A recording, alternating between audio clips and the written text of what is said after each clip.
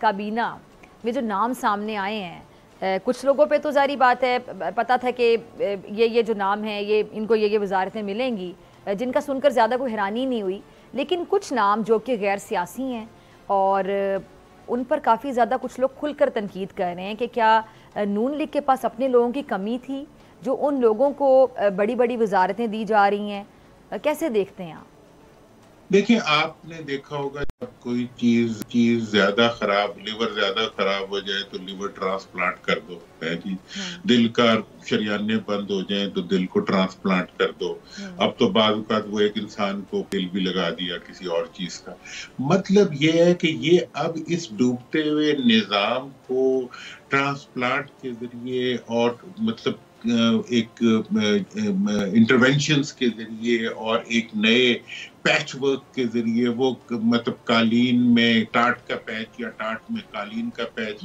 لگا کے جو ہے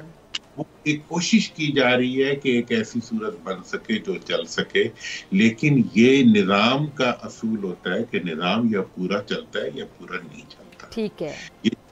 مانگے تانگے کا نظام چلانے کی کوشش کر رہے ہیں، یا آپ مانگے تانگے کے لوگوں کے لیے ڈاکٹروں کو لا کے انجینئروں کی جگہ لگا رہے ہیں، اور انجینئروں کی جگہ جو ہے وہ بھئی ملک کی پولیٹیکل اکانومی چلانے کے لیے آپ کو ایسے لوگوں کی لانے کی کوشش کر رہے ہیں جنہوں نے پالیٹکس کبھی دیکھی نہیں ہے، بلکہ وہ صرف اور صرف نمبرز اور جو مطلب بینکنگ اور دوسرے سیکٹر سے مطلب وہ بہت لائق لوگ ہیں. لیکن یہ ہے کہ اکانومی ایک ڈیفرنٹ سبجیکٹ ہے. ٹھیک ہے، اکانومی کی آپ نے بات شروع کر دی دورانی صاحب، ذرا یہ اکانومی پہ میں بات کرنا چاہوں گی. یہ جو اسحاق ڈار صاحب ہیں جن کی ہم نے ہمیشہ تعریفیں سنی خاص طور پر نون لیگ کی قیادت سے کہ اسحاق ڈار صاحب سے بڑا معیشت کا چیمپئن کوئی ہو نہیں سکتا، اس بار اسحاق ڈار صاحب کا نام نہیں، محمد اورنگزیب صاحب یہ خدمات انجام دیں گے. ظاہری بات ہے کمپیٹنٹ ہی ہوں گے محمد اورنگزیب صاحب، اور ابھی ہم نے ان کی پرفارمنس دیکھی نہیں، جب وہ آئیں گے پرفارم کریں گے تو دیکھا جائے گا. اسحاق ڈار صاحب کا نہ ہونا یہ بڑا حیران کن ہے، اس کی آپ کو کیا سمجھ آ رہی ہے؟ دیکھیں، اسحاق ڈار صاحب جو ہے اصل میں نے جو 52 سال کی بات کی ہے اس کو آپ کو بیک ڈراپ میں لگا لینا چاہیے کہ یہ ساری جو ڈسکشن ہے اس کو انڈرسٹینڈ کرنے کے لیے آپ 52 سال سے جو ہماری معیشت چل رہی ہے اور جو کردار اس کو لے کے چل رہے ہیں ان میں یہ سب کردار شامل ہیں. اور ان کے اوپر جو الزامات ہیں وہ یہ ہے کہ انہوں نے ملک کی اکانومی کو تو ٹھیک نہیں کیا، لیکن ان کی ذاتی اکانومی جو تھی وہ بہت زیادہ بہتر ہو. مطلب وہ بالکل ایک معدوم سے ایک بہت بڑی حقیقت بن کے آ گئی، اور ملک کی اکانومی ہمارے آس پاس کے تمام ممالک جو ہیں ان کی معیشتیں جو ہمارے اوپر ڈیپینڈنٹ ہوا کرتی تھی وہ آج ہمارے سے کئی 100 گنا زیادہ جو ہے وہ طاقت کے ساتھ کڑی ہمارا منہ چڑھا رہی ہیں. اس کا کون ذمہ دار ہے؟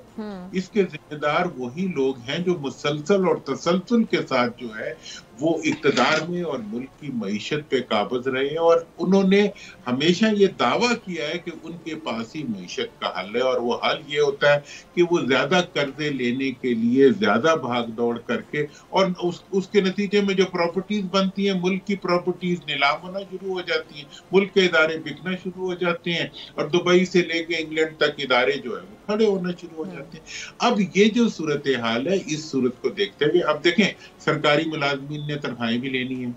آپ نے فوج کی بھی تنخواہ دینی ہے، آپ نے ملک کے دیگر اداروں کو بھی چلانا ہے. اگر ان کو چلانا ہے تو آپ کو